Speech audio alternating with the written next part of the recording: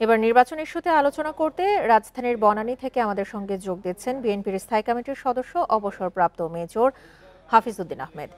Major Hafizuddin Ahmed, আপনাকে স্বাগত জানাচ্ছি বিরতিহীন সংবাদ দুপুরে। শুরুতেই একটু জানতে চাই যে অনেক বিষয়ে তো আলোচনা ছিল, কিন্তু বর্তমানে যে নির্বাচন কমিশন এবং সরকারের যে অবস্থা এবং যেসব বক্তব্য পাওয়া যাচ্ছে, তাতে কি ঘোষিত সময় নির্বাচন আয়োজন নিয়ে আশঙ্কার কোনো সুযোগ আছে বলে আপনি মনে করেন? বান্ডেল থাকলে প্রতি সেনমানিতে টাকা বাঁচবে। বিকাশ সেনমানি বান্ডেল কিনে জিতুন প্রতি লেনদেনে। আজকে প্রধান নির্বাচন কমিশনার এবং স্বরাষ্ট্রমন্ত্রী যেভাবে নির্বাচনে কঠোর অবস্থান নেবেন সকল ধরনের রিগিং এর প্রচেষ্টার বিরুদ্ধে, এটি শুনে দেশবাসী আশ্বস্ত হয়েছে, আমরাও আশ্বস্ত হয়েছি। নির্বাচন সম্পর্কে সাম্প্রতিককালে কিছুটা বিরূপ মনোভাব প্রকাশ করছে বা কিছুটা ধূম্রজালের সৃষ্টি করেছে দুটি রাজনৈতিক দল। তারা এই পিআর পদ্ধতি নিয়ে অহেতুক জল ঘোলা করছেন। এই জনগণ যে দীর্ঘ শত বছর ধরে ভোট দিয়ে আসছে যে পদ্ধতিতে, সেই পদ্ধতিতে হঠাৎ কি অসুবিধা হলো আমরা বুঝতে অক্ষম। শুধুমাত্র নির্বাচনকে বিলম্বিত করার জন্য অসৎ উদ্দেশ্যে দুই একটি রাজনৈতিক দল এই ধরনের কথাবার্তা বলে। আমরা মনে করি বর্তমান সরকার যদি এখনকার মতো ফার্ম থাকে, দৃঢ় থাকে, তাহলে ফেব্রুয়ারিতে জাতীয় নির্বাচন ভালোভাবে অনুষ্ঠিত হতে পারবে এবং আমরা তাদের আজকের কথায় কিছুটা আশ্বস্ত হয়েছি। আপনি যেমনটি বলছিলেন যে আজকের কথায় আপনারা আশ্বস্ত হয়েছেন এবং আমরাও বেশ আশাবাদী, কিন্তু বর্তমানে যে আইন শৃঙ্খলার পরিস্থিতি, সেক্ষেত্রে কি কোনো শঙ্কা তৈরি হতে পারে বলে মনে হচ্ছে? বর্তমানে পুলিশ বাহিনী নিষ্ক্রিয়, এটা একটা অসুবিধাজনক ঘটনা। এতদিন প্রধান ভূমিকা পুলিশ বাহিনী পালন করত এবং সামরিক বাহিনী থাকতো স্ট্যান্ড বাই, বা কোনো বিপদ হলে বা কোনো ধরনের সন্ত্রাস দেখা গেলে হয়তো তারা কখনো কখনো ইন্টারফেয়ার করেছে।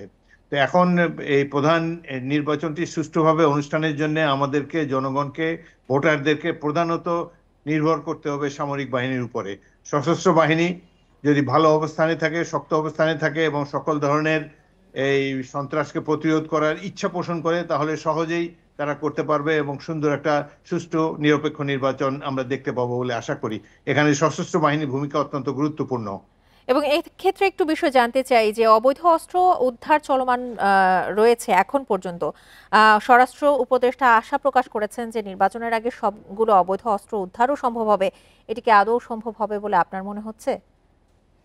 কিছুটা হয়তো সম্ভব হবে, এবং অস্ত্র যদি সত্যিকার অর্থে, আমাদের পুলিশ বাহিনী একসময় খুব দক্ষ ছিল, তারা যদি আগের অবস্থানে থাকতো বা এখন যদি তারা নিরপেক্ষভাবে বর্তমান সরকারকে সহায়তা করত, তাদের মনোবল যদি আগের মতো দৃঢ় থাকতো, নির্বাচনের আগেই অস্ত্রের 80% অস্ত্র উদ্ধার করা সম্ভব ছিল। বাট এখন পুলিশ বাহিনীর নিষ্ক্রিয়তার ফলে এই ইন্টেলিজেন্সটা নাই। পুলিশ বাহিনী যেহেতু গ্রামে গঞ্জে কাজ করে, তারা জানে কার কাছে অস্ত্র থাকতে পারে, কারা এইসব কাজ করেছে, অবৈধ কাজে লিপ্ত, তারাই প্রধান শক্তি যারা এটা অস্ত্র উদ্ধারে কাজে লাগে। তবুও আমরা আশা করি যে এখনো যথেষ্ট সময় আছে।